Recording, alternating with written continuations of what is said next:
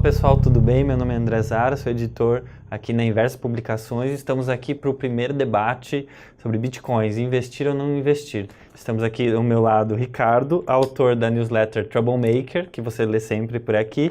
Estamos também com o Fernando, que é mestre em economia na escola austríaca, com experiências no mercado financeiro e imobiliário.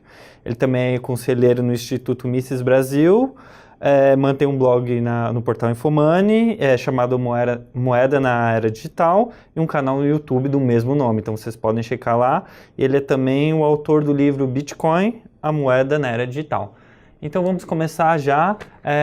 Se você está chegando agora e não entende muito bem o que é isso, vamos falar o que é o Bitcoin. Então, Fernando, explica pra gente. Bom, primeiro, obrigado pelo convite, é um prazer estar aqui debatendo esse tema tão fascinante com vocês, com o Ricardo.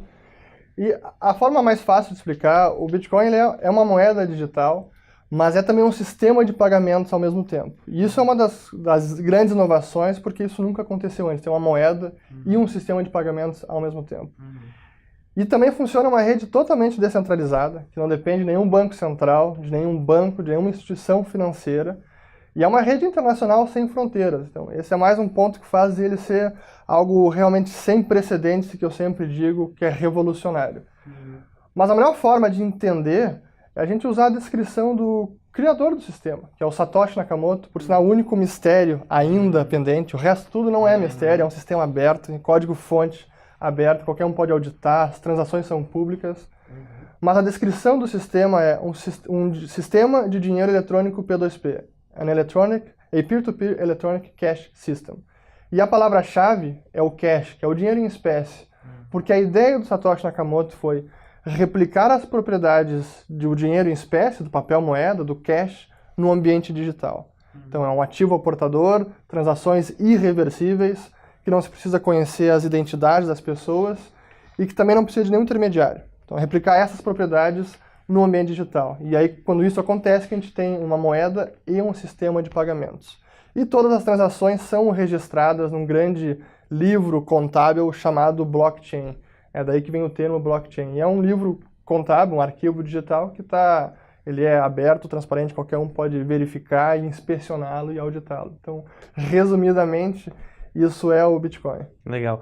E vamos para as coisas mais básicas, então, que, por exemplo, os nossos leitores mandaram muitas perguntas. Então, por exemplo, o Antônio quer saber, tem algum agente regulador, tipo CVM? E como é que se compra e armazena esse tipo de coisa? Como é que funciona essas coisas básicas? O sistema em si, ele é autorregulado. Porque como ele não tem uma entidade central, e isso é a primeira coisa que levanta a suspeita, assim, que as pessoas querem saber, mas quem é que controla o Bitcoin? Quem é o dono do Bitcoin? Quem é o responsável? E não existe uma pessoa individualmente, existe um grupo de pessoas, e qualquer um pode fazer isso, que são chamados de mineradores, que são os usuários que provêm força computacional para validar e registrar transações na rede. E eles que registram no blockchain. Então, assim que é feita a segurança do sistema, por isso que se diz que é de forma descentralizada. Então, todos esses atores, eles estão sempre agindo de acordo com as regras do sistema. E como é um sistema aberto, todos os participantes, não apenas mineradores, mas usuários comuns, podem ter certeza que as regras do sistema definidas no protocolo do Bitcoin estão sendo cumpridas a todo instante. E a forma de armazenar isso é importante, talvez seja o primeiro e o principal alerta e recomendação para qualquer leitor, assinante de vocês que queira usar ou investir no Bitcoin. Aprenda como funciona o Bitcoin, aprenda a usar uma carteira e fazer os backups. Isso é primeiro. Às vezes as pessoas se prendem quanto eu vou ganhar com isso.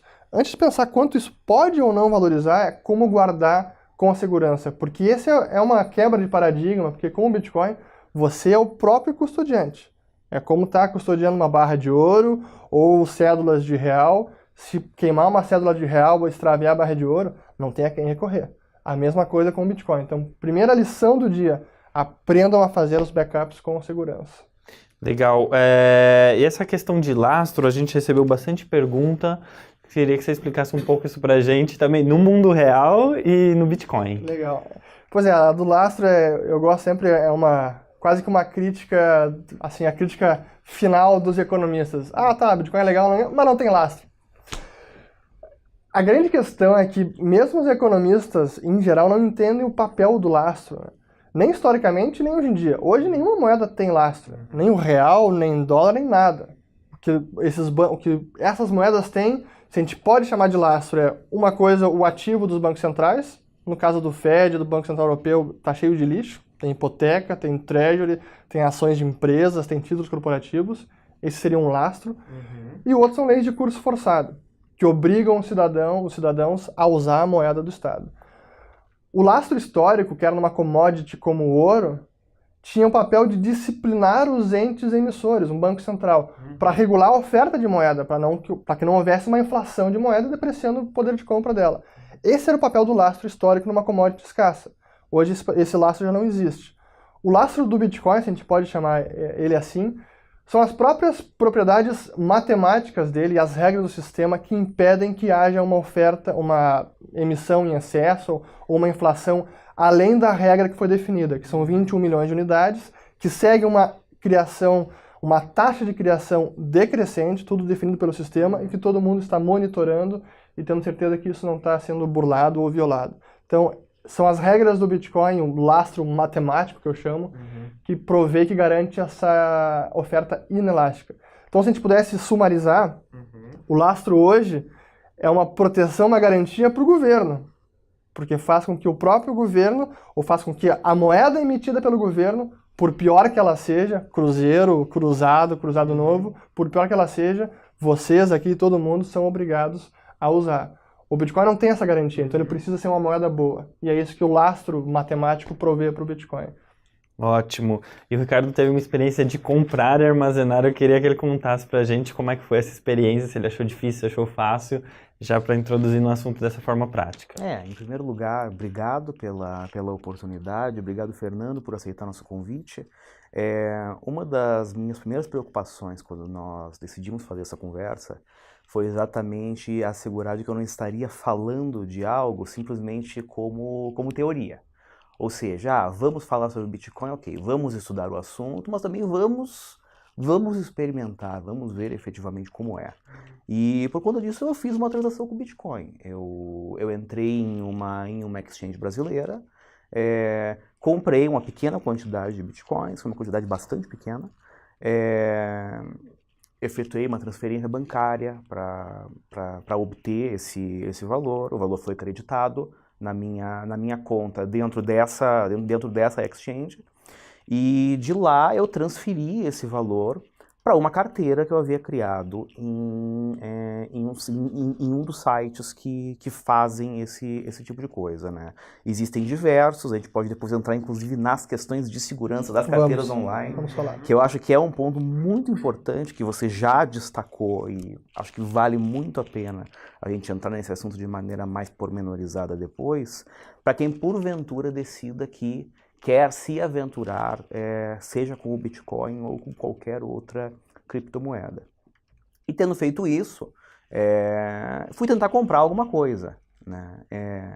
O que eu não contava, né, e disso eu já acabei tirando algumas, não digo conclusões, porque eu acho que nada com relação a algo tão novo pode ser tomado como taxativo e como definitivo, mas para o estágio atual, o que eu constatei é que para valores pequenos, a transação de Bitcoin, em função inclusive dos custos de processamento que são inerentes a ela, podem eventualmente ficar prejudicadas, né? Eu tinha a ideia de fazer uma compra em um site bastante conhecido, de um valor pequeno, né? Ou seja, que em reais eu pagaria um valor muito pequeno, e ao tentar fazer essa transação com bitcoins, e acho que vale ressaltar que eu até fui depois olhar as estatísticas, eu não fiz isso em um momento em que a rede estivesse especialmente sobrecarregada, não paguei um fee de transferência anormal em relação ao sistema, embora a gente saiba que nos dias atuais esses fees estão acima da média, se você toma um período mais longo, mas o ponto é que a transação ficou inviabilizada, né? Simplesmente porque eu pagaria muito mais para fazer aquilo via Bitcoin do que eu gastaria para fazer utilizando o real, utilizando um meio de pagamento, sei lá, um cartão de crédito ou algum dos outros meios que eram disponibilizados pelo pelo site que eu pretendia utilizar. Disso eu já tirei algumas, volto a dizer, não conclusões, mas suspeitas, né? Há algum tempo atrás, eu vi uma matéria, se eu não me engano, foi divulgada em um portal de notícias australiano, que anunciava, o Bitcoin é o novo dólar, né? Ou seja, basicamente, transmite a quem lê uma matéria dessas, principalmente se nunca tomou contato com o assunto, que a tecnologia do Bitcoin, ela se encontra em um estágio de maturidade tal que seria possível, em um horizonte curto de tempo, a gente pode discutir o quanto é curto, se curto é 1 ano, 5 anos, 10 anos, 20 anos, porque se isso porventura for uma tecnologia de fato que veio para ficar, eu acho que falar de 20 anos pode ser pouco. Que isso poderia, em um horizonte curto de tempo, substituir completamente moedas tradicionais, digamos assim, que, independentemente das suas características, eu acho que a gente começa esse debate, na verdade, concordando com relação ao tema do lastro. Né? A gente recebeu muito esse questionamento com relação ao lastro, mas, objetivamente falando, a questão do lastro não é relevante. Simplesmente porque nenhuma moeda hoje tem lastro. Né? Assim, se você acredita que existe algum ativo lá no Banco Central que garante aquela nota de R$100 que você tem na mão, você está enganado. Tá? Simplesmente não tem. E é exatamente por isso que em momentos em que as pessoas perdem confiança na moeda, né? E acho que nós, como brasileiros, sabemos bem do que eu estou falando, por conta da nossa experiência histórica, também, para tomar um exemplo muito próximo, a experiência também de décadas recentes dos nossos vizinhos da Argentina, né? E de tantos outros países nos quais, por diversas razões, geralmente relacionadas a mau uso, má gestão da moeda por parte dos governos, simplesmente perderam a confiança na moeda oficial e passaram a transacionar utilizando outras moedas. Né? Até poucas décadas atrás, aqui no Brasil, acho que a gente está falando de uma coisa de pouco mais de 20 anos atrás, era uma coisa extremamente normal as pessoas fazerem poupança em dólar, por exemplo. Claro. Né? Todo mundo há de conhecer alguém que anos 80, 90, talvez alguns até tenham ido um pouco mais além, embora eu acredite que essa prática hoje seja menos disseminada. A maneira de fazer poupança era todos os meses ir regiamente à casa de câmbio e comprar um pouco de dólar, porque ninguém acreditava no valor da moeda. E com razão, inclusive. E, Fernando, eu quero a sua opinião, então, um pouco sobre essas questões que ele está falando. Em questões de investimento e essa questão de moeda, o que você vê o Bitcoin nessa questão? Comprar ou não comprar, como um dólar, como ele está falando, ter um pouquinho no seu portfólio de risco, quanto risco tomar? A questão que o Ricardo levantou do artigo australiano, né, que o Bitcoin pode substituir o dólar em pouco tempo, 5 ou 10 anos, realmente a gente vê muitas, assim, quase que hipérboles, achando que o Bitcoin realmente vai suplantar as moedas tradicionais e isso vai acontecer logo. Calma, não é bem assim. Se a gente olhar do ponto de vista puramente da teoria, esse potencial, na minha opinião, existe. Porém, hoje ele é muito pequeno, isso eu diria que é long shot. Tem muita coisa para acontecer, tem muita água para rolar. E como você falou, o sistema ainda é muito pequeno. Por qualquer métrica que a gente analise, normalmente se fala em market cap do Bitcoin, se pegar todos os Bitcoins em circulação, são atualmente 16 milhões, 300 e tantos mil Bitcoins emitidos, né? Não necessariamente circulação. Exato, criados. Se a gente pega esses 16 milhões e 300 mil, multiplica pelo preço, dá um market cap em torno de 37 bilhões de dólares. 37 bilhões de dólares é a metade do que vale a Tesla Motors, por exemplo, que para mim é uma bolha, mas enfim. Esse é outro debate. Outro bom debate. Mas a gente olha o estoque de ouro na Terra, que é um ativo que se compara muito, se define o Bitcoin, é o ouro digital. Então, se a gente compara com o ouro, o market cap de ouro, todo o estoque que já foi extraído, que está na Terra, está em uso, multiplicado pelo preço, dá quase 7 trilhões de dólares.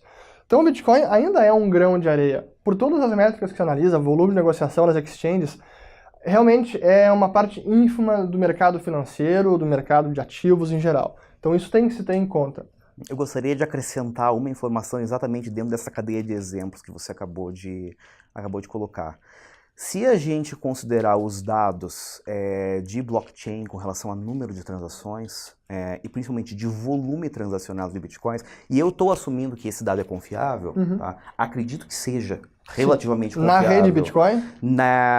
Os dados das transações registradas no blockchain. Sim, são A gente confiáveis. sabe que existe um número possível de transações que são realizadas fora da blockchain, Sim. né? Mas isso são questões que depois a gente explica melhor. Se a gente considerar o volume de transações diário atual e preço atual de Bitcoin, a gente está falando que esse é um mercado que hoje no mundo está movimentando alguma coisa da ordem de $1 bilhão dia.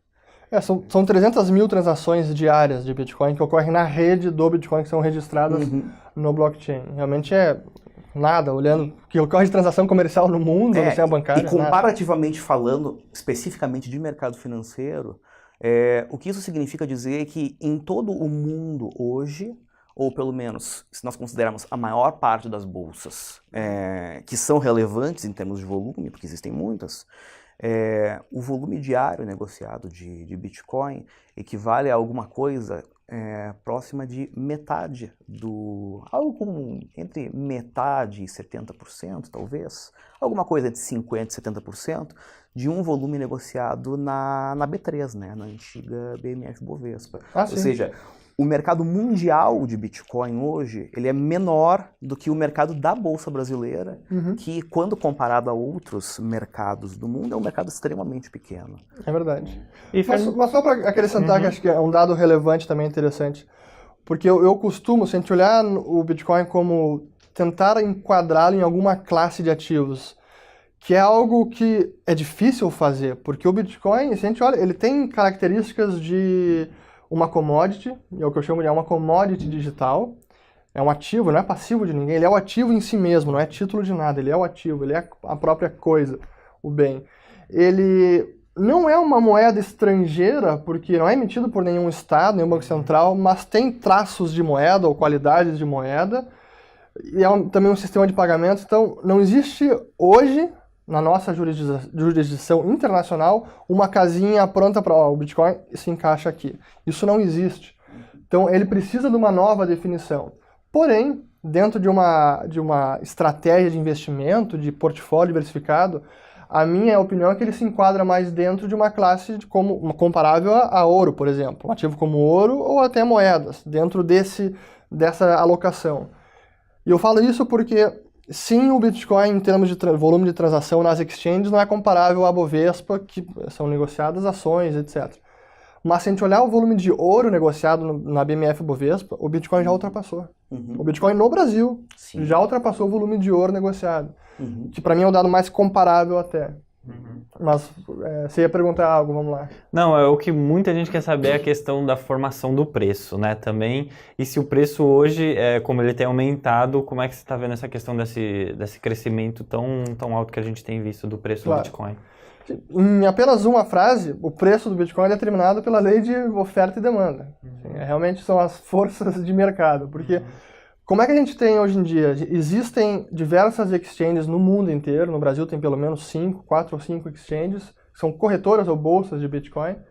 No mundo inteiro já tem centenas, e são nessas exchanges que o preço é determinado. É lá que o Bitcoin é precificado, pelas pessoas que estão querendo vender Bitcoin e pelos que querem comprar Bitcoin. Então, por isso que eu digo, realmente, uma lei de mercado, oferta e demanda. E por que o preço tem crescido? E aí é o grande atrativo e chamariz do ponto de vista de investimento, né? Quando eu comecei com o Bitcoin, a estudar o Bitcoin, o que me chamou a atenção foi em fevereiro de 2013, que teve uma das bolhas da história do Bitcoin, que o preço saiu de $60 para 266 e caiu de volta para 60 no mesmo dia.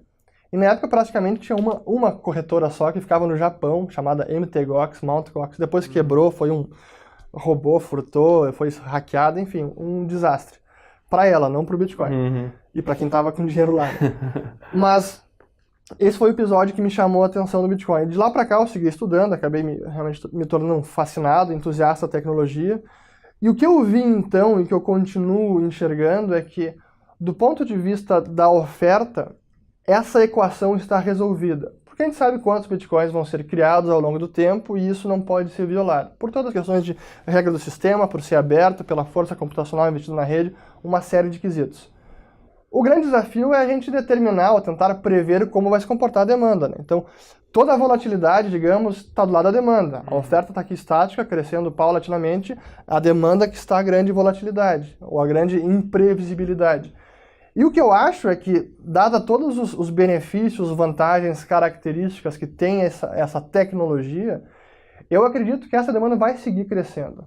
Porque apesar de, como o Ricardo falou, hoje, no momento de hoje, não ser o blockchain do Bitcoin, o Bitcoin não está sendo viável para pequenas transações, ele ainda assim tem diversos outros usos e características que fazem com que ele seja atraente do ponto de vista de investimento e que eu acredito que a demanda vai seguir crescendo. Então, a minha previsão de economista, entusiasta e de detentor de bitcoins, tem que ter skin in the game, né, como diz o Taleb, eu acredito que sim, vai seguir crescendo. Mas esse crescimento não vai ser em linha reta, como foi nessas últimas 2 semanas. Eu até comentei no meu canal, que foi até um episódio, foi um mês, na verdade, muito bullish, assim, uma tendência altista clara, e cresceu demais. E não só o Bitcoin, né? Todas as outras criptomoedas, que aí são ainda mais voláteis e muitas muito mais especulativas, e para mim quase que sem nenhuma razão de existir algumas, do que o Bitcoin. E o mercado fez assim, né? Foi ao céu e avante. E obviamente veio uma correção agora, deu uma caída do topo que chegou o Bitcoin, que chegou em $2.700 na semana passada, na semana retrasada, ele caiu uns 25%, recuperou e agora está um pouco estável. Mas é só para completar então esse histórico de volatilidade, que já foi muito maior, como foi, eu falei em 2013, 2010 então era absurdo, até para deixar claro, quando o Bitcoin começou ele não tinha preço. Ninguém sabia quanto ia valer um Bitcoin. Né? O primeiro registro de preço é a famosa compra de 2 pizzas em maio de 2010. 10 mil. Por 10 mil Bitcoins. A preço de hoje são $22 milhões. Então, mas naquela época ninguém sabia se ia ter um preço na semana seguinte. Mas essa volatilidade tem arrefecido porque a adoção tem crescido, os volumes de negociação nas exchanges também. Mas, pelo menos nos próximos 5 anos, talvez um pouco mais, ainda vai ser mais volátil do que as moedas estabelecidas, do que o próprio ouro. Não tem como ser diferente, é um ativo inédito, a gente está aprendendo a lidar com isso, né? Ricardo, eu quero a sua opinião sobre essa questão. Eu acho que algumas questões elas precisam ser colocadas. Em primeiro lugar, é sempre extremamente, é sempre um papel muito chato, muito inconveniente diante de qualquer coisa em que existe uma opinião crescente de extremo entusiasmo, como existe atualmente com relação ao Bitcoin, fazer algum tipo de contraponto. Porque basicamente você é o chato da história no momento que você faz o contraponto. Para o bem ou para o mal, eu tenho um certo histórico de ser o chato da história. Troublemaker. Exatamente. Eu acho que existem algumas questões que precisam ser consideradas. E eu gostaria de defender algumas dessas teses. A primeira dessas teses é que, como eu acabei de mencionar, inclusive, o mercado de Bitcoin hoje, no mundo, mesmo que você tome como referência, por exemplo, o volume negociado de ouro na B3, ou comparar com o volume negociado de ouro no mundo, ou fazer comparação com qualquer outro ativo, em termos absolutos, se você considera em uma escala mundial, o mercado de negociação de Bitcoin ele é pequeno. E ao ser pequeno, e por se tratar de um ativo novo, de uma tecnologia nova, que pode eventualmente significar uma ruptura do ponto de vista tecnológico, como nós tivemos tantas outras, isso atrai a atenção em um volume e uma atenção de tal forma estridente que, na minha opinião, corre sempre o risco de se tornar desproporcional quando comparado ao estado atual e efetivo das coisas. A tecnologia por trás do Bitcoin, ela é, sem sombra de dúvidas, muito interessante. E a gente já começa a ver especificamente, em se tratando de blockchain, por exemplo, aplicações bastante interessantes que não diretamente relacionadas com o Bitcoin. né? Uma das primeiras possibilidades que eu gostaria de levantar é que não se deve descartar a possibilidade de sucesso do blockchain como tecnologia de maneira desvinculada do sucesso do Bitcoin como moeda, como commodity digital, como sistema de pagamentos, como o que quer que ele efetivamente seja, uma definição que porventura ainda não exista. Eu, no começo de 2017, eu fui instado a escrever alguma coisa a respeito de Bitcoin. Naquela ocasião, eu me propus a olhar para o Bitcoin como moeda.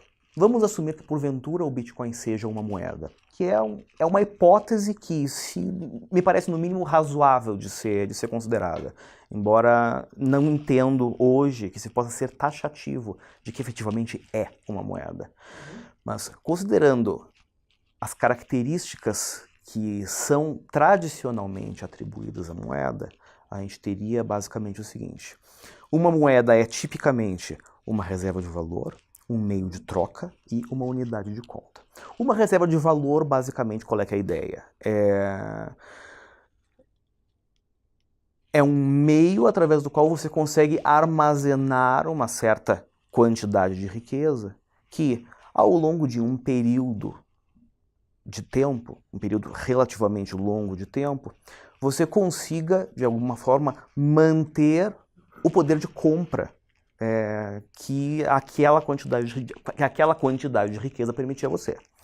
Ou seja, em um mundo ideal, deveria existir um ativo, né, isso absolutamente no mundo das ideias, com o qual fosse possível, daqui a 20 anos, você adquirir com ele a mesmíssima quantidade de bens e de serviços que você consegue hoje. Qual é o problema com relação a isso no Bitcoin, no seu estágio atual de desenvolvimento? Você vai me dizer, obviamente, que esse é um problema ótimo de se ter, né? Mas, concretamente falando, e eu usei esse exemplo algum tempo atrás conversando com uma pessoa sobre esse assunto, se você fosse há certo número de anos atrás, né? Esse tipo da pizza é bobo, mas vou usar outro. Se alguns anos atrás você fosse a um restaurante qualquer, e pagasse a sua conta com Bitcoin, assumindo que o restaurante assumisse volatilidade, aceitasse o Bitcoin como meio de pagamento, você teria aberto mão da oportunidade de, poucos anos depois, com o mesmo valor, comprar o restaurante. Isso, obviamente, no estágio atual, para quem comprou, é visto como uma coisa absolutamente maravilhosa. Algum tempo atrás eu fui instado com a provocação de que o risco que você enfrenta no Bitcoin é o risco de ficar milionário. O que acontece? Quando a gente olha para a reserva de valor, a gente imagina um ativo que tenha pouca variabilidade, seja para cima ou para baixo. E o que a gente tem visto ao longo dos últimos tempos com o Bitcoin é uma variação muito expressiva para cima, que tem razões de ser, né? Como você mesmo pontuou, isso está relacionado a um aumento de demanda de um bem que tem oferta por design, né? Pela maneira que ele foi concebido, inerentemente restrito. Você nunca vai ter mais do que 21 milhões de bitcoins, a não ser que em algum momento você tenha algum consenso maluco que resolva também definir outra coisa, que é algo que a gente pode entrar no assunto um pouco mais à frente. Mas então, muito embora essa variação ela tenha ocorrido a favor de quem detenha o Bitcoin, ela viola as características que se esperaria de um ativo que servisse como reserva de valor. Sou obrigado a reconhecer, nossa, violou essa característica, que bom para quem comprou, mas violou. O segundo ponto é como unidade de conta. Eu até hoje não consegui encontrar alguém que efetivamente avalie o seu patrimônio em bitcoins, né? O que geralmente se encontra é o cara dizendo, eu comprei tantos bitcoins que hoje valem, sei lá eu quantos mil, dezenas de milhares, centenas de milhares ou milhões de dólares, né? Talvez, à exceção de empreendedores do Bitcoin, que aí obviamente tem razões muito concretas para isso, dificilmente você encontra alguém que efetivamente avalie o seu próprio patrimônio em termos de Bitcoin. Eu fui atrás de dados a respeito de, e aí já fazendo um link entre unidade de conta e meio de pagamento, né, unidade de troca, sobre empresas, sobre varejistas, sobre merchants que aceitam Bitcoin no mundo. Os dados são muito desencontrados, como você sabe bem, tá? Eu recorri a diversas fontes diferentes e acabei me concentrando basicamente em algo que dá uma ideia, né? Com base nas minhas pesquisas, eu aprendi que a maior parte das empresas que de alguma forma aceitam Bitcoin, e tem várias empresas hoje de tamanho relevante que aceitam Bitcoin, Dell aceita Bitcoin em pagamento, Microsoft aceita Bitcoin em pagamento, tem uma série de varejistas americanas que aceitam Bitcoin em pagamento. Eu soube que no Brasil existe pelo menos uma incorporadora que aceita Bitcoin como pagamento, embora não saiba exatamente em que condições. Desconfio que não seja simplesmente chegar lá e dizer vou comprar um apartamento e vou pagar em bitcoins. A entrada é limitada a 100 mil reais. Em Bitcoin. Acho que ainda não vendeu nenhum com Bitcoin. Mas enfim, é interessante, né? A gente sabe que isso existe.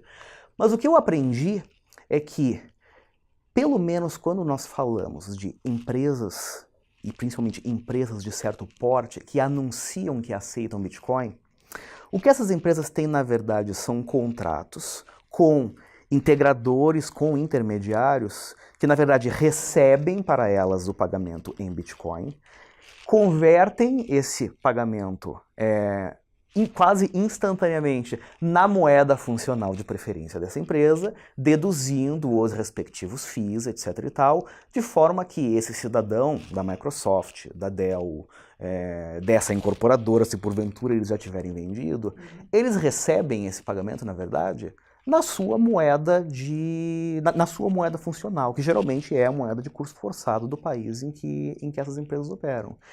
Isso me trouxe um clique. É evidente que existem pessoas que efetivamente fazem transações, trocam bens e serviços, tendo como contrapartida o Bitcoin, né? Principalmente quando você vai para profissionais de meio digital, né? Principalmente pessoal que faz pequenos trabalhos, utilizando plataformas que permitem que você contrate remotamente. E aqui eu não estou falando de coisas tipo Silk Road, eu estou imaginando coisas do tipo Fiverr, eu estou imaginando serviços de nichos muito particulares. Eu sei que o WordPress, por exemplo, aceita Bitcoin. Não sei se eles lançam mão de algum tipo de serviço de integração ou efetivamente retêm para si o Bitcoin como moeda, ou seja, não o convertem em outra coisa.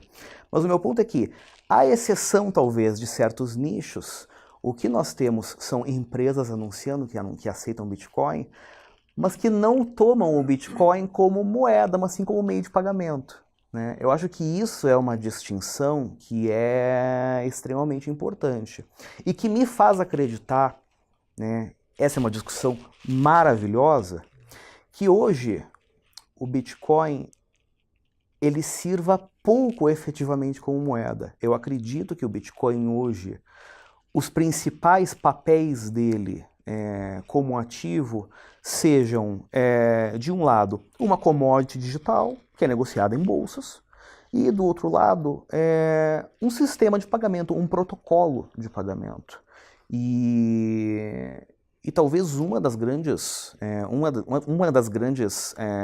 vantagens ou atributos do Bitcoin é que essa demonstração continuada de consistência, ou seja, muito embora se tenha ao longo do tempo enfrentado determinadas falhas, mas que na maior parte dos casos não diziam respeito ao sistema, sou obrigado a reconhecer isso, talvez hoje o principal papel dele seja como uma excelente demonstração de aplicações do blockchain e que, porventura, podem se converter em uma crescente adoção da tecnologia blockchain para outros usos que não o ambiente de registro de negociações com uma moeda digital que é o Bitcoin. Ou seja, me parece que no estágio atual o Bitcoin esteja mais próximo de commodity e de sistema de pagamento, né, protocolo de pagamento,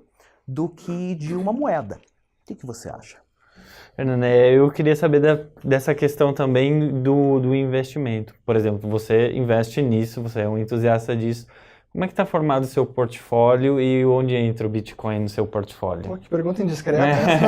Eu quero saber valores, mas eu quero saber quanto risco você está tomando com o Bitcoin no seu portfólio, pessoal. Talvez mais do que eu deveria, assim, em relação ao meu patrimônio, talvez mais do que fosse prudente. Óbvio que a minha posição de entusiasta e de quem conhece bastante influencia.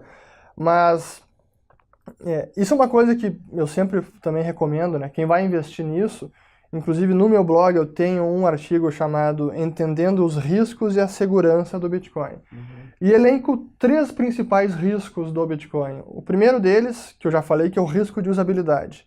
Tipo, não subestimem a capacidade de perder senhas e extraviar os Bitcoins. E não ter para quem reclamar. E não tem para quem reclamar. Exatamente. Então, realmente não tenham a devida cautela quanto ao uso, né? O segundo é o risco de mercado, que é a oscilação de preço, oferta e demanda, nada garante.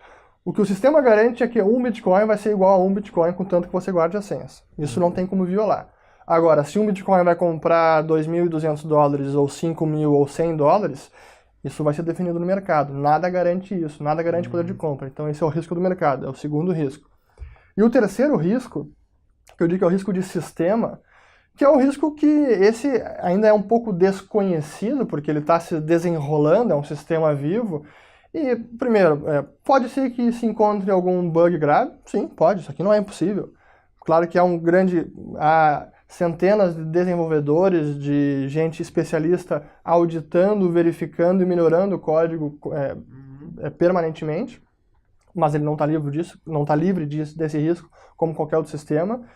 Pode, em termos até de sistema, aí é um pouco o risco de sistema ou risco mercado, uma outra moeda digital pode superar o Bitcoin, uma outra blockchain pode superar e acabar sendo, do ponto de vista de investimento, melhor.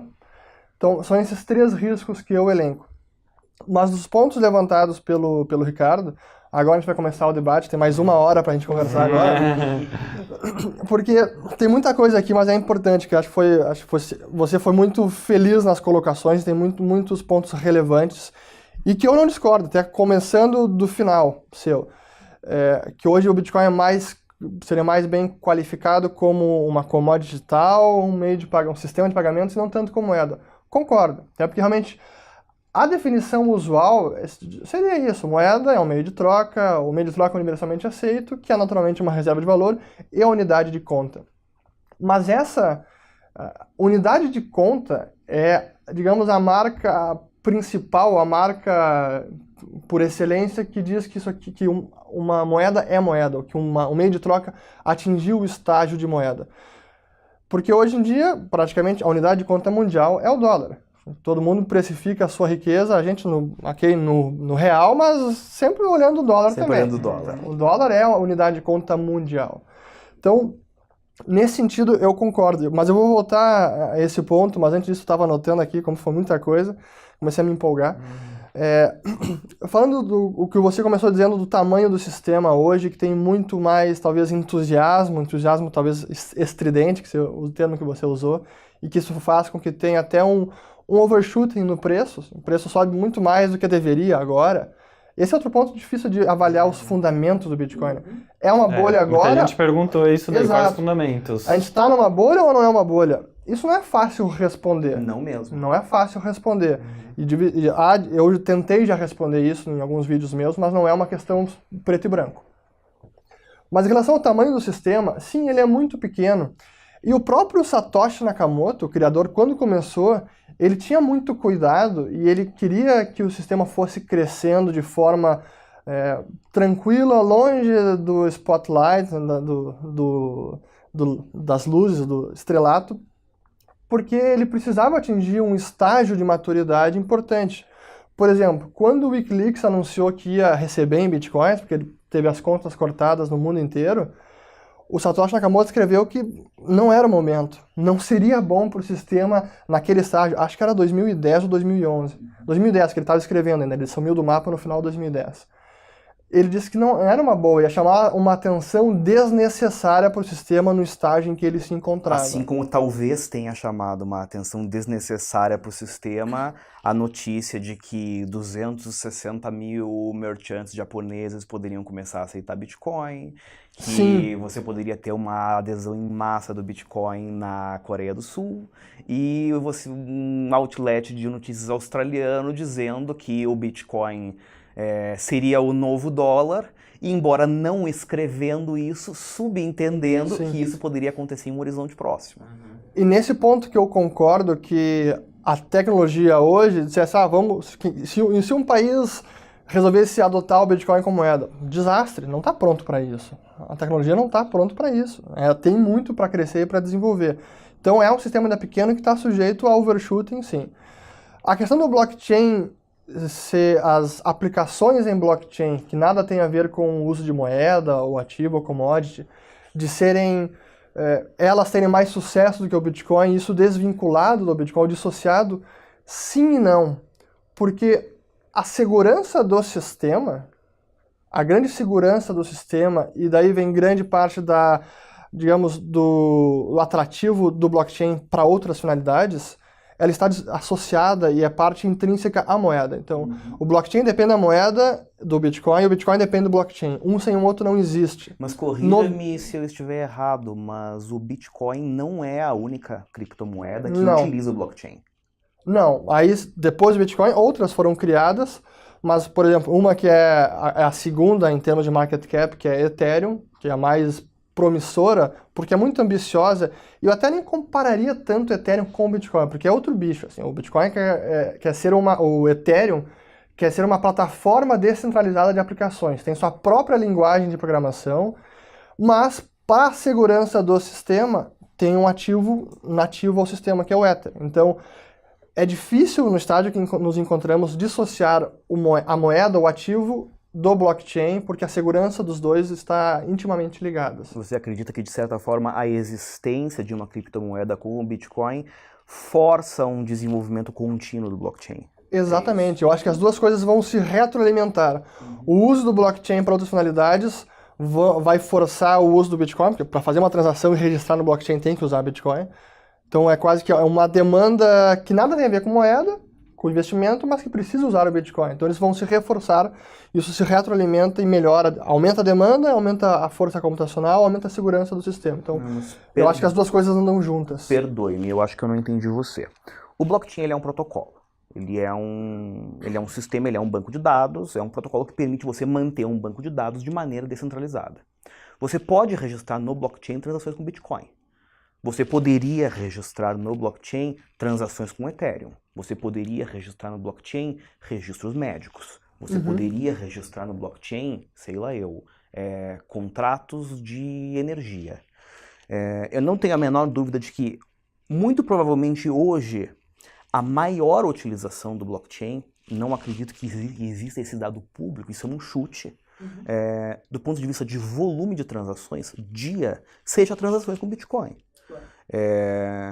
Mas não se pode ignorar a possibilidade de você passar a ter outras aplicações de blockchain cujo volume seja equivalente, ou mesmo que você tenha esforços de desenvolvimento compatíveis com a tecnologia a partir de um volume menor de transações, de forma que você tenha um desenvolvimento continuado do blockchain, independentemente do uso intensivo especificamente do Bitcoin. É evidente que, do ponto de vista de tecnologia, isso vale para qualquer uma, quanto mais amplos forem os usos, melhor. Claro. Né? Seria maravilhoso, do ponto de vista da tecnologia, que o Bitcoin registrasse bilhões ou trilhões de transações dia, que você tivesse volume semelhante de outras criptomoedas, que você tivesse volumes semelhantes em contratos de negociação de energia, em diversos outros tipos de registro que, pela sua própria natureza, valesse a pena ser colocado dentro do blockchain.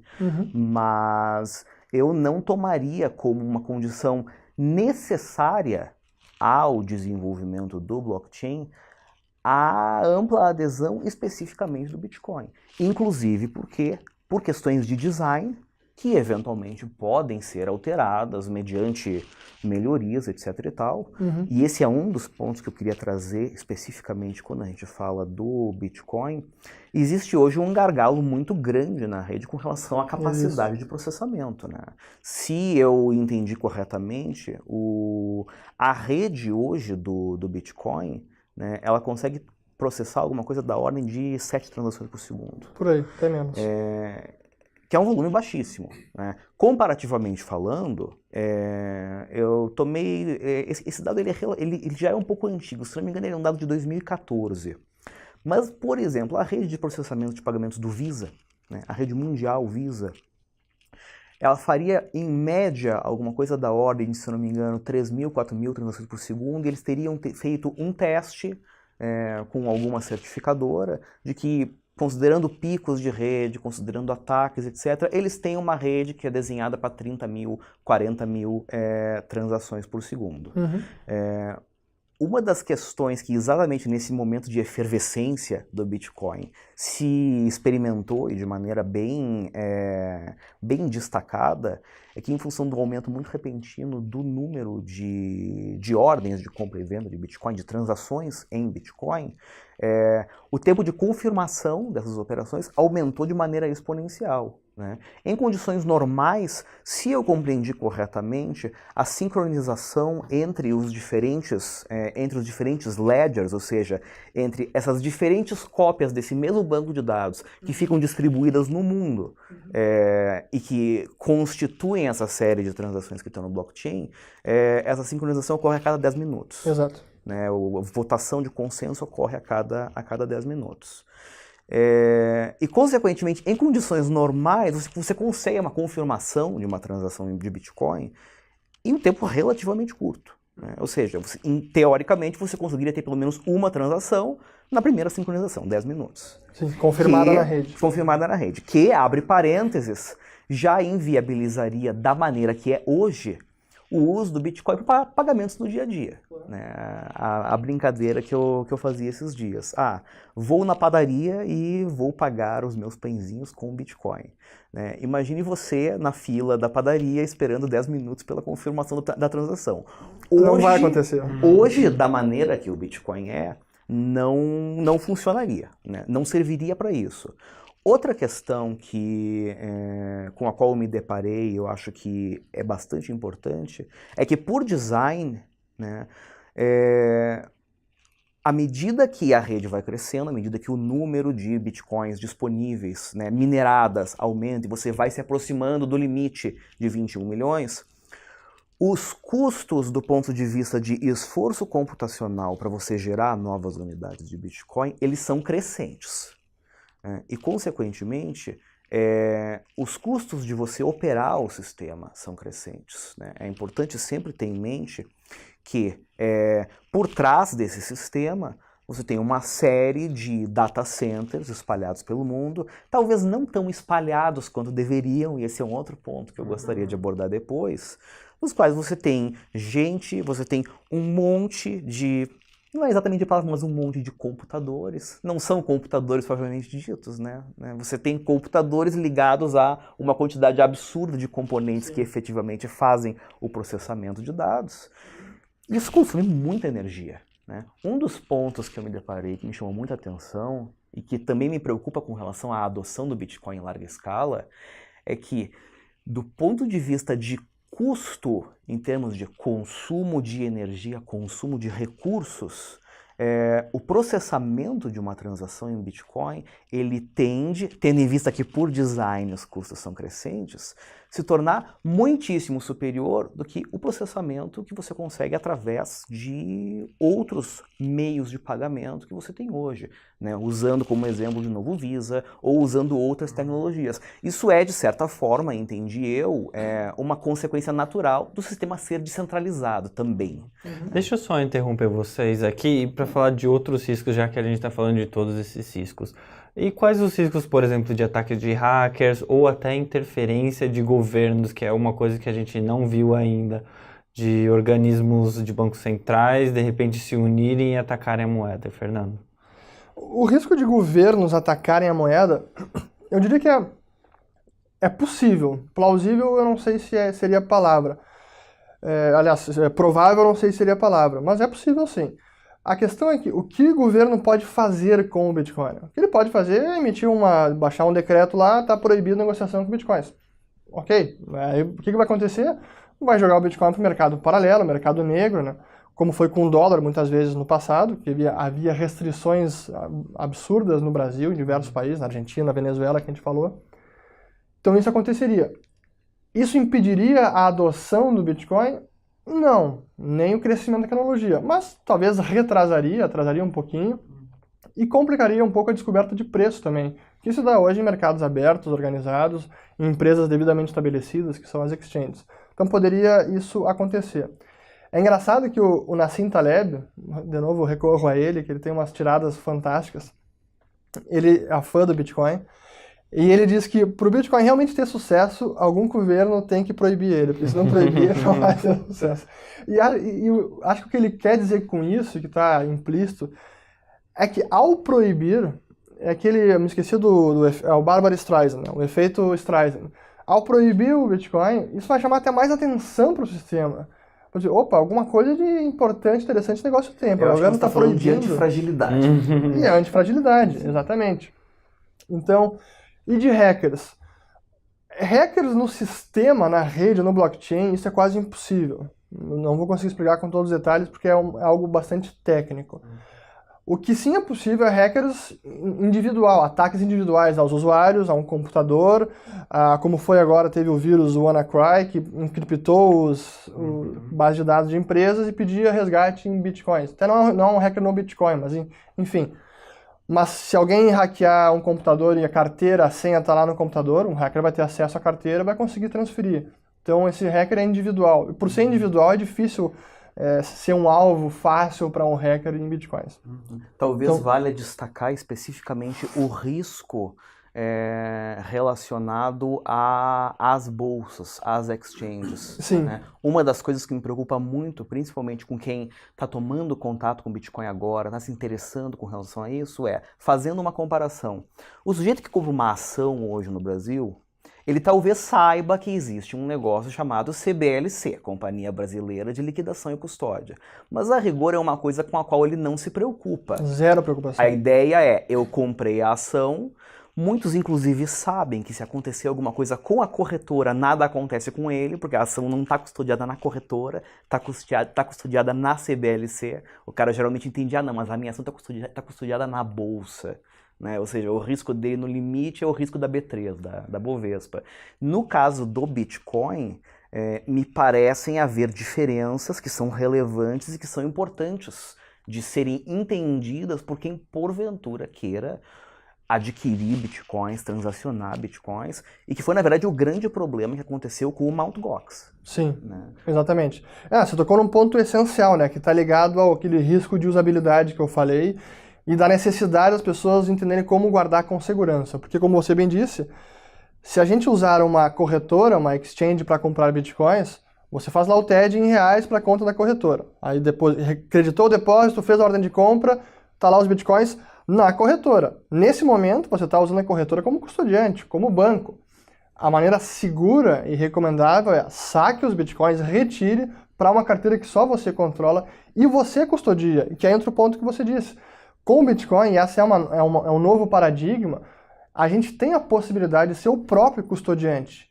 E com essa vantagem vem o ônus, a responsabilidade de saber custodiar com segurança, porque, como a gente já falou, já frisamos, se perder a senha, não tem a quem recorrer, não tem a CBLC, não tem a Bovespa, não tem ninguém.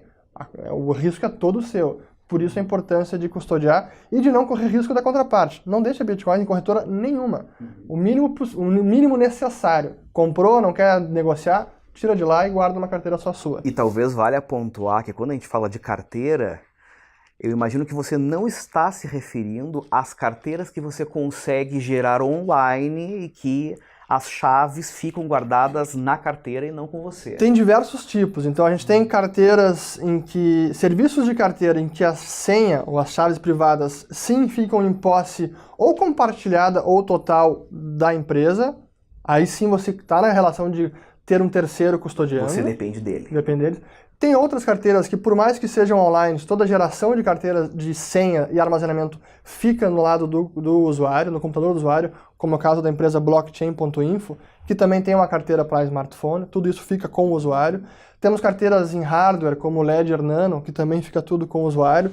Temos até aqui um pendrive, uma espécie de ativo ao portador, é uma carteira chamada OpenDime, que realmente aqui fica, toda a senha fica aqui lacrada, nem o dono disso aqui sabe a senha, para usar tem que quebrar o lacre. Então é uma outra forma de armazenar sem depender de nenhum terceiro.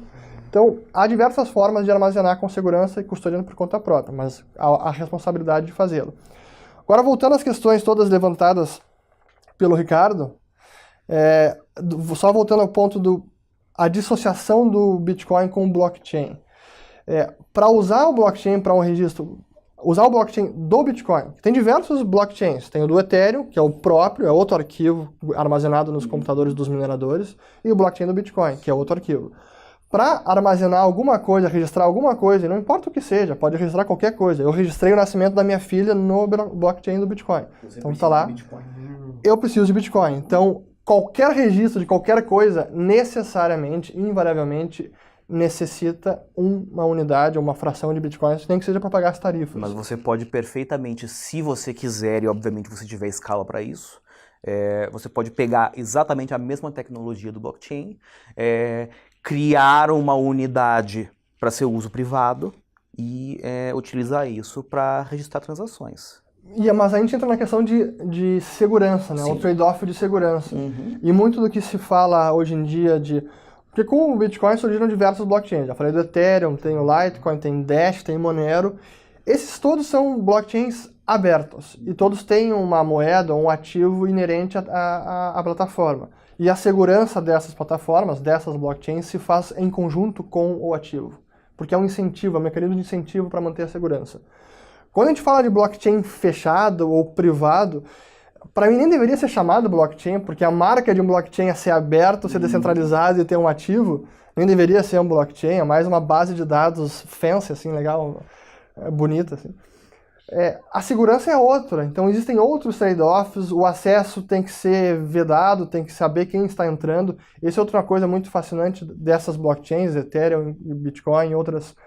Por ser aberto, não importa quem esteja usando, qualquer um pode usar. Pode ser o Eduardo Cunha lá, qualquer pessoa, porque o sistema, ele incentiva o comportamento honesto. Então, é mais custoso tentar burlar o sistema e hackear do que atuar de acordo com as regras. Então, é mais rentável ficar dentro das regras do sistema. E aí faz parte do mecanismo de consenso de segurança do sistema.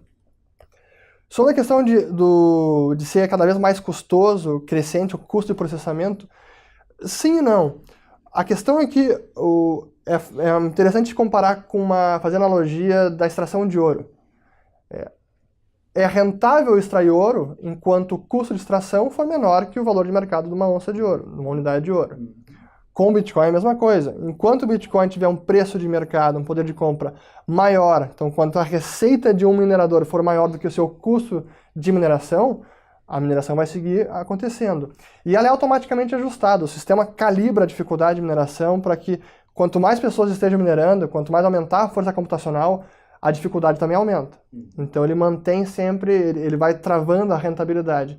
E se porventura cai o preço do Bitcoin no mercado e começa a dar prejuízo à mineração, os mineradores vão desligar as máquinas, vai cair a força de processamento e o sistema vai ajustar, vai calibrar a dificuldade para baixo, para voltar à rentabilidade. Então é também força de mercado.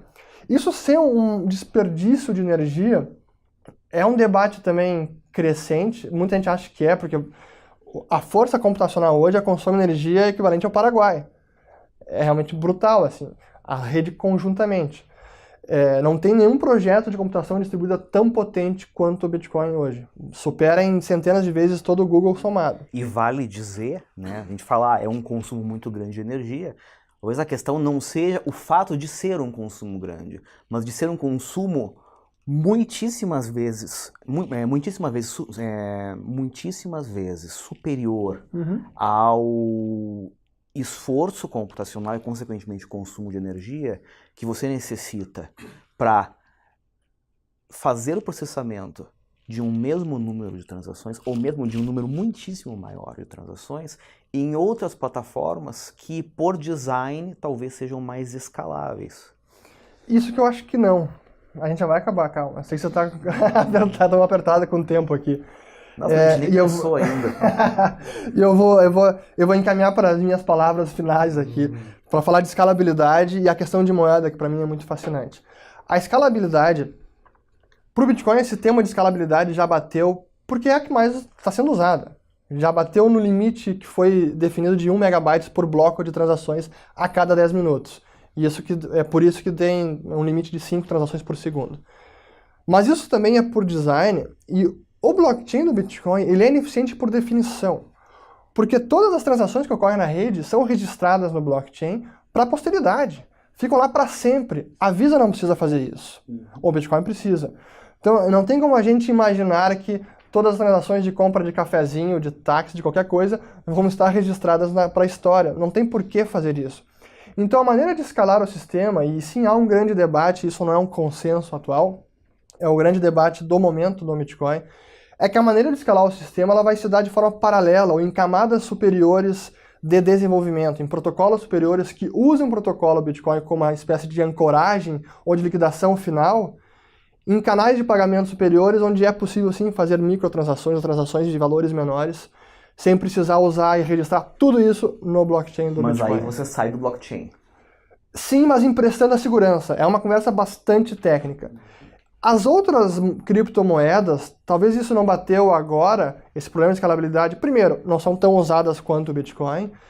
Segundo, esse problema ainda não está latente nelas, mas se elas forem tão usadas, isso vai chegar. O próprio Ethereum, que quer ser muito mais que o Bitcoin, porque não é apenas uma possibilidade de moeda ou ativo, mas também de plataformas, empresas autônomas distribuídas, ICOs, Initial Coin Offerings, são tokens, empresas que usam a plataforma para lançar sua própria ação tokenizada, assim, para poder levantar recursos. Então, o Ethereum vai ter que guardar muito mais informação. Ele também vai ter seu problema de escalabilidade quando for usado na magnitude que ele almeja ser usado. Então, isso não é um problema restrito ao Bitcoin. Ele chegou antes porque foi o primeiro e é o que é o mais usado, mas não é restrito ao Bitcoin. E aí, entrando na questão de moeda, e aqui eu vou encerrar, se tiver tempo para mais perguntas a gente faz. Para mim, o fascinante do Bitcoin, e o primeiro artigo que eu escrevi foi Bitcoin, o nascimento do dinheiro. Porque eu, como economista, na visão de economista, o insight que eu tive é que a gente está testemunhando o nascimento de uma commodity que pode ser tornado dinheiro. Esse foi o que eu me dei conta. Isso até me fez entender melhor o próprio conceito de dinheiro, a noção de dinheiro, de sistema monetário, de bancos. Porque uma moeda que nasce, uma moeda privada, uma commodity que se torna moeda, se a gente imaginar o percurso dela até se tornar moeda, logicamente ela vai ser volátil. Não tem como ela já nascer moeda sendo plenamente estável. Isso seria impossível. E o que a gente testemunha com o Bitcoin é justamente isso. Ele primeiro é vislumbrado como uma reserva de valor, embora volátil, mas que tende à elevação do preço, ou tende a ter um poder de compra maior. Isso faz com que ele seja mais demandado. A maior demanda dele faz com que a volatilidade, por si só, acabe diminuindo, arrefecendo, que vai chegar num ponto, aí, por ele seguir crescendo, é a minha premissa, em adoção, essa estabilidade vai chegar em algum momento, a ponto de ele poder ser usado de forma mais corriqueira como meio de troca. Então, nas três funções de moeda, reserva de valor, meio de troca, unidade de conta, a primeira é a reserva de valor, ou a que vem primeiro, numa moeda que nasce de forma privada e que é adotada de forma voluntária. A função de reserva de valor chega antes. A de meio de troca é depois que ela já é demandada e que as pessoas, realmente empresas, aí sim vão ter voluntariamente, vão estar dispostas a demandar e deter bitcoins, e encarteirar bitcoins, não como acontece hoje, é apenas uma forma de pagamento, ela já vende os bitcoins e recebe em reais ou dólares.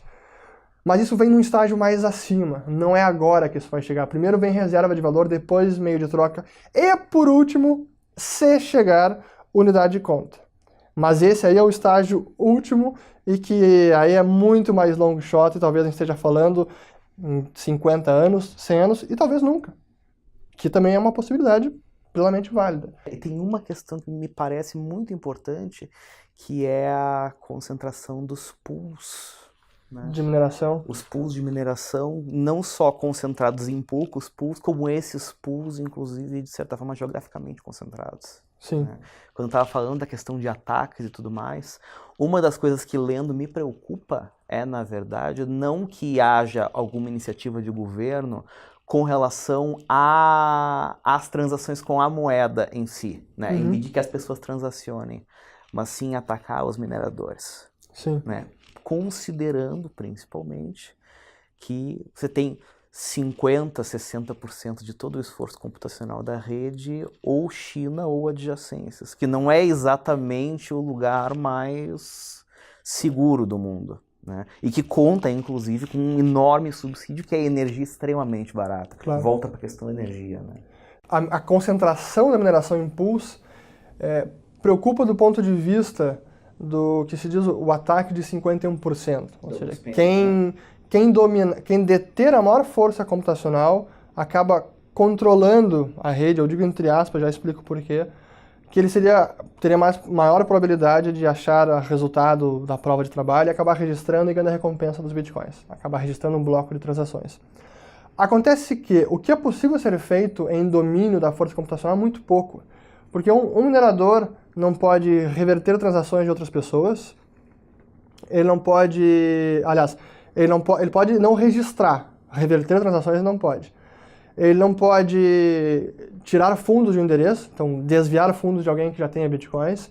Ele não pode impedir as transações de ocorrerem na rede, pode não registrar, mas as transações vão seguir ocorrendo, vão ficar sem confirmar.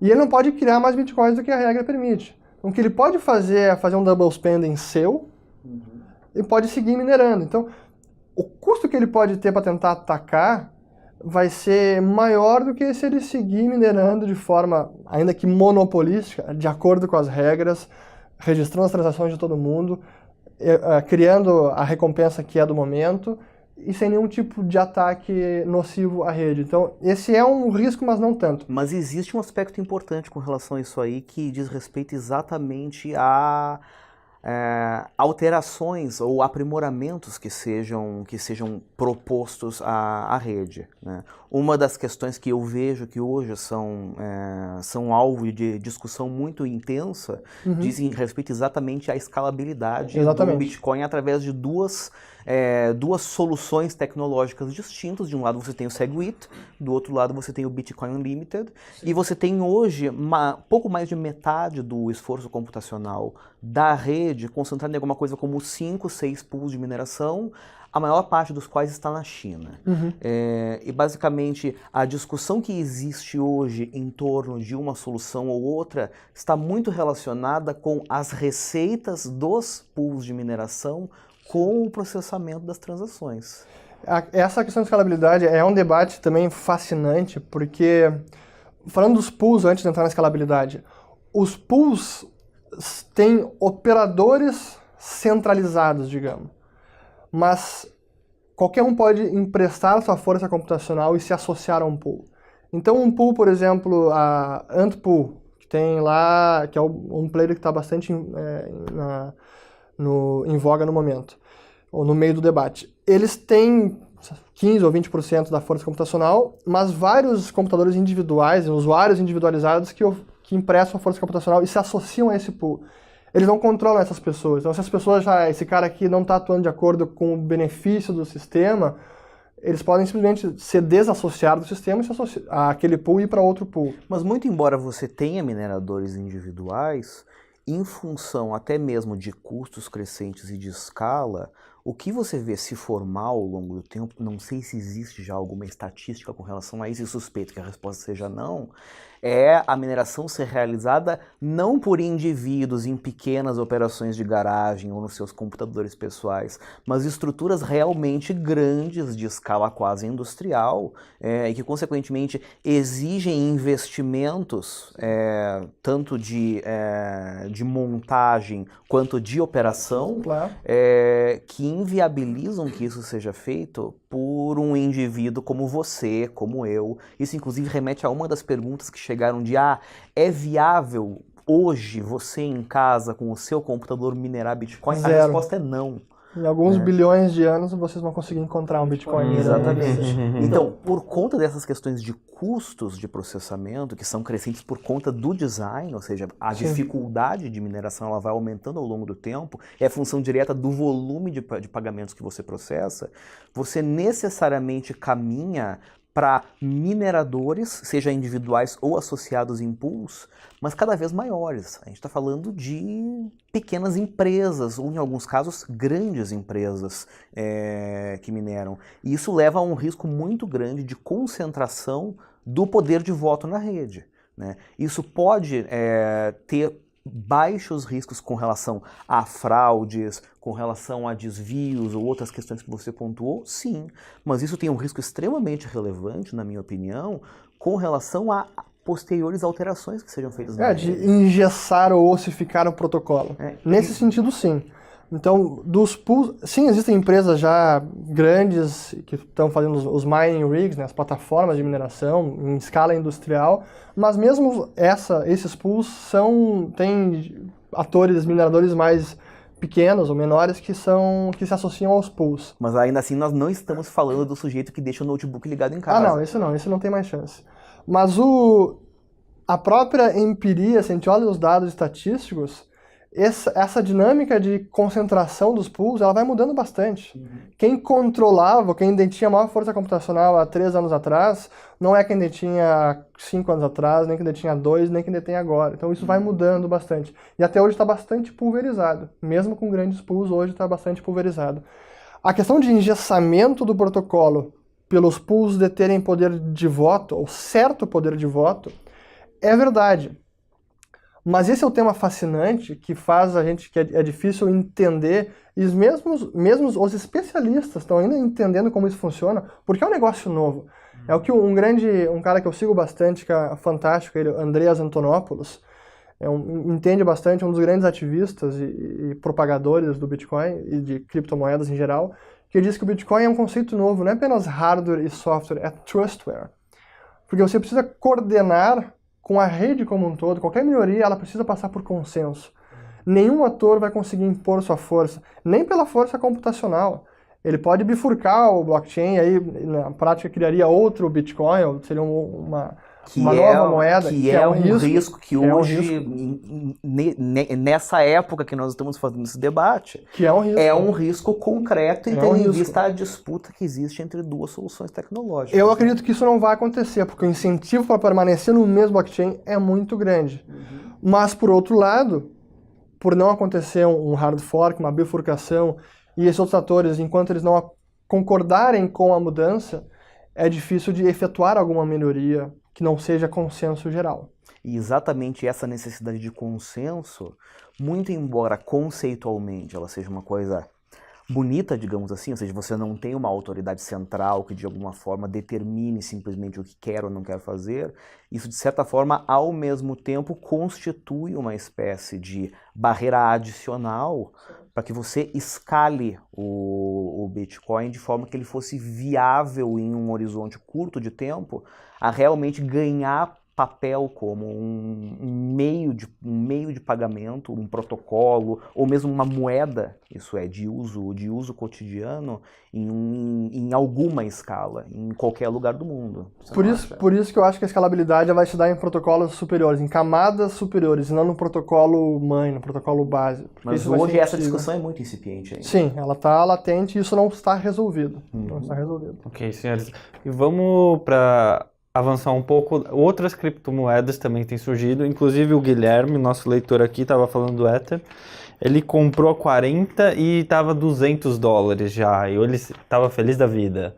Então esse surgimento, qual que é o impacto para esse cenário que a gente está falando? Muito bem, então, junto com o Bitcoin, já tem talvez milhares de outras criptomoedas. Eu encontrei 800. Pois é, que tem relevância, tem um site coinmarketcap.com onde lista todas elas, inclusive com valor total de mercado. Que tem alguma relevância, ou que eu digo sempre, que tem alguma razão de existir, ou que serve a algum propósito, claro, são pouquíssimas, talvez, na minha opinião, 5, 6. Então, eu, dentro desse mundo de criptomoedas, sou muito conservador. Até hoje não tive nenhuma outra criptomoeda. Isso vai mudar até pela questão de experiência, mesmo eu preciso ter outras criptomoedas. Mas as que têm alguma razão de ser são poucas. E como elas são ainda mais incipientes e mais novas, menos relevantes, têm um volume de negociação menor, são ainda mais voláteis que o Bitcoin. Então é preciso ter claro a volatilidade esses outros bichos aí que estão circulando, que são Dash, Monero, o próprio Ether, que sim, subiu bastante. Então, isso é preciso ter em conta. Aí, aliado às criptomoedas, tem uma nova forma de criptomoeda ou de ativo financeiro, que é, como o Ethereum é uma plataforma descentralizada e onde as pessoas podem criar empresas autônomas, e essas empresas podem levantar recursos emitindo ações suas, e que elas captam esses recursos com o Ether, que é a moeda da plataforma, eles efetivamente estão emitindo um ativo, uma espécie de ação. E essas ações, que chamam de tokens, ou que se chamam no inglês de ICO, Initial Coin Offering, uma espécie de trocadilho com IPO, né, oferta inicial de ações, é o que tem acontecido bastante nos últimos 2, 3 meses, e é um frenesi. E na minha opinião, aí sim tem uma grande bolha, muita gente vai perder dinheiro, alguns vão ganhar, outros vão perder, porque tem coisa que é scam nítido, é claro, é óbvio, tem coisa que é projeto relevante, que pode dar algum fruto, mas ainda é um potencial de alguma coisa. O próprio Ethereum, foi o primeiro ICO, porque a forma que o Ethereum surgiu foi, vamos lançar a plataforma e vamos captar recursos emitindo Ethers, e a precificação do Ether era 2.000 Ethers para 1 Bitcoin. Isso subiu mais de quase 200 vezes, desde que lançou em 2014. Então, esse foi o primeiro ICO. Mas é outro bicho, há um frenesi, há uma bolha, e faz parte desse negócio. Assim, é tudo muito novo, vai ter bolhas, vai ter gente que vai fazer dinheiro, vai ter gente que vai perder dinheiro, mas tem que ter cuidado. Não apenas vá na onda, o sujeito ganhou tanto. O que perdeu não está dizendo ainda. Então, cuidado. Se o Bitcoin é algo arriscado, essas outras são muito mais arriscadas. Pessoal, só para a gente concluir, então, eu quero que vocês digam por que você deveria investir e por que você não deveria investir. Eu acho que no final as pessoas querem uma opinião clara e concisa. Então, Fernando, começando por você. Por que investir? A minha opinião para investir é: o Bitcoin apresenta um potencial de upside muito relevante. E é um ativo que eu digo que está cada vez mais sendo encarado como um ativo anticrise. Anticrise política, anticrise financeira, porque não está sujeito a governos, a bancos centrais, a nenhuma política monetária tresloucada, nada disso. E tem uma regra rígida de criação, de oferta de bitcoins.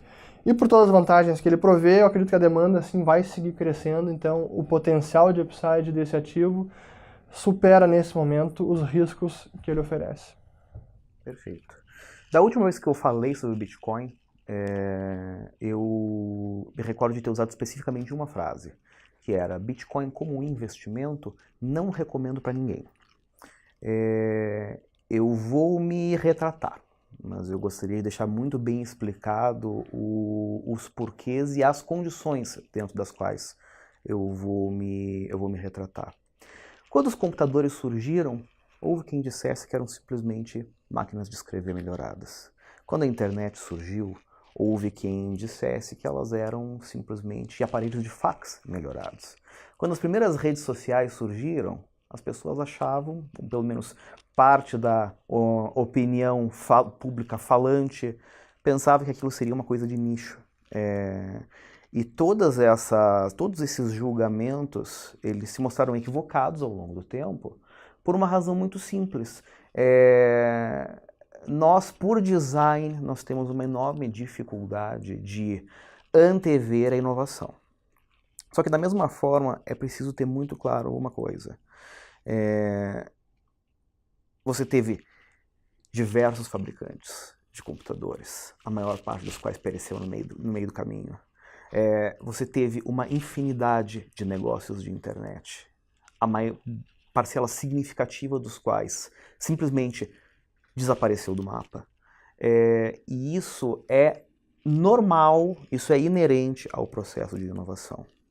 O que nós podemos ter no Bitcoin, ou prefiro colocar dessa maneira, na tecnologia do blockchain, nós podemos estar diante de algo inovador, disruptivo, que vai ocupar um papel muito relevante no mundo ao longo das próximas décadas. Isso é uma possibilidade. Não vou afirmar que o Bitcoin é simplesmente o substituto do banco 24 horas. Porque talvez ele seja muito menos do que isso, talvez ele seja muito mais do que isso. Porque isso é da natureza da inovação. Só que o que é preciso ter em mente? Não necessariamente coisas inovadoras acabam aplicadas da maneira que são inicialmente concebidas. E a gente tem diversos exemplos, né? A coisa de, acho que sei lá, uns 15, 16 anos atrás, surgiu uma plataforma chamada Second Life, e num certo momento, tendo em vista que realidade virtual é um tema que sempre empolga as pessoas, se chegou à conclusão de que o Second Life era o futuro. Não, o Second Life não era o futuro. Eu tenho a impressão que ainda existe, mas é uma coisa absolutamente inexpressiva. E ainda assim, realidade virtual continua sendo uma coisa que continua sendo olhada para frente. Da mesma forma, você teve uma série de negócios de internet, por exemplo, que não foram para frente por questão de falta de adoção. Você teve tecnologias que foram desenvolvidas, existem empresas que são muito felizes nesse tipo de coisa. Acho que Google é um excelente exemplo, que lança uma série de novas tecnologias, de novas propostas, aprende com aquelas experiências, mas a aplicação final acaba não sendo exatamente aquela que foi inicialmente proposta. O que eu quero dizer com isso é que existe a possibilidade da tecnologia do Bitcoin se tornar relevante no futuro. O que não significa necessariamente que isso vá ser através do Bitcoin e que o Bitcoin vá assumir o papel que imagina-se para ele hoje. Uma possibilidade que eu não posso deixar de levantar, por exemplo, talvez o Bitcoin nunca se torne uma moeda de uso cotidiano. A moeda com a qual nós poderíamos ir no restaurante agora e pagar um almoço. Mas talvez ela possa ser o futuro para determinados sistemas de transferência internacional de recursos, por exemplo. Alguma coisa como SWIFT. Ou mesmo outros usos que simplesmente não sou capaz de imaginar aqui nesse momento. Da mesma forma, é muito importante ter em mente que da mesma forma que diversos fabricantes de computadores surgiram quando se imaginou que computadores eram o futuro, não necessariamente, se porventura nós tivermos uma criptomoeda adotada em larga escala no mundo no futuro, essa moeda será o Bitcoin. Trago um exemplo concreto. Quando houve o boom dos computadores, havia uma fé inquebrantável em uma empresa chamada IBM, que hoje não fabrica mais computadores. Ou seja, a inovação acabou seguindo outros caminhos em função dos quais, muito embora tenha se acumulado no meio desse processo um conhecimento muito importante e que foi decisivo, foi game changer para a tecnologia nas décadas seguintes, não necessariamente o veículo através do qual aquilo floresceu foi aquele no qual as pessoas acreditavam inicialmente. Estou dizendo com isso que necessariamente não será o Bitcoin? É claro que não. O que eu estou dizendo é exatamente o contrário. Desconfie da ideia de que, porque o Bitcoin é popular nesse momento, será necessariamente ele a criptomoeda do futuro, se porventura houver uma criptomoeda no futuro da maneira que é imaginada hoje. Ou seja, talvez um dia uma criptomoeda possa substituir o dólar, o que não significa necessariamente que possa ser Bitcoin. E com relação a Bitcoin como investimento, e indo exatamente nessa linha, a conclusão básica você não deveria de maneira alguma investir em uma empresa que se propusesse a fabricar computadores em meados de, sei lá anos 60, 70. Olhando retrospectivamente, a gente sabe que algumas empresas, poucas empresas, que aproveitaram aquele momento, efetivamente fizeram dinheiro. Só que, pela sua própria natureza, isso é um investimento de altíssimo risco. Isso é algo que pode multiplicar o seu patrimônio em um escalar simplesmente inimaginável, ou que pode ir a zero. Consequentemente, entendo eu que quem porventura queira investir em criptomoedas, seja ela Bitcoin, seja outra criptomoeda, ou um pool de criptomoedas, ou o que quer que seja, isso deve ser encarado como um investimento no qual você pode, eventualmente, perder todo o seu dinheiro. O fato de hoje o Bitcoin valer 2.000 e tantos dólares não significa necessariamente que ele não possa ir a zero, a depender do que ocorra do ponto de vista de inovação tecnológica, de disrupção, de evolução da rede, etc, etc. Consequentemente, se você quer tomar o risco do investimento em Bitcoin, se você quer fazer uma aposta no futuro, especificamente no Bitcoin ou em outra moeda, isso deve necessariamente ser feito com um capital que você possa efetivamente perder, ou seja, uma fração muito pequena do capital, né, ou um dinheiro que você efetivamente gastaria em qualquer coisa, né. O que eu acho que nisso nós chegaremos num consenso, o que não se pode conceber, e é extremamente perigoso, é que por conta dos movimentos sucessivos de alta de cotação que o Bitcoin vem apresentando, tanto no curto prazo, né, quanto mesmo quando se olha uma linha de tempo mais longa, as pessoas se sintam suficientemente confiantes de confiar naquele investimento uma parcela substancial do seu patrimônio, né? Ou seja, se expor ao risco de sofrer uma perda que não possa ser recuperável. Até mesmo porque, sejamos muito sinceros, se porventura esse cenário que é desenhado pelas pessoas que são extremamente otimistas com relação ao Bitcoin em particular, se concretizar, mesmo que você invista 1% do seu patrimônio em Bitcoin, ou menos do que isso, você vai ganhar muito dinheiro. Ou seja, você está limitando de maneira muito significativa as perdas, e do tipo, entre ganhar 500 milhões, 600 milhões, 1 bilhão, 1 trilhão, se isso porventura for o futuro, você vai ganhar dinheiro. Só que se não for, você vai reduzir a sua perda a um valor praticamente irrelevante para o seu patrimônio. Uma coisa que eventualmente pode funcionar, e com isso tudo eu quero dizer que eu entendo que o Bitcoin ou outras criptomoedas, se forem tomadas como investimento, elas têm que ser consideradas como parte do capital que você aloca nos investimentos mais arriscados disponíveis. E, consequentemente, por definição, precisa ser um valor pequeno. E não precisa ser um valor grande, porque, de novo, se o payoff for positivo, vai compensar. Poderia, eventualmente, se adequar, por exemplo, à Barbell Strategy. Ou seja, você pega uma parcela grande do capital e aloca em um ativo extremamente conservador, e uma parcela minúscula do capital e aloca em um ativo de alto risco. De maneira tal que, se porventura o ativo de alto risco for a zero, o retorno que você teve na alocação do ativo altamente conservador, se possível, empatou com a perda que você teve, ou seja, você sai no 0 a 0.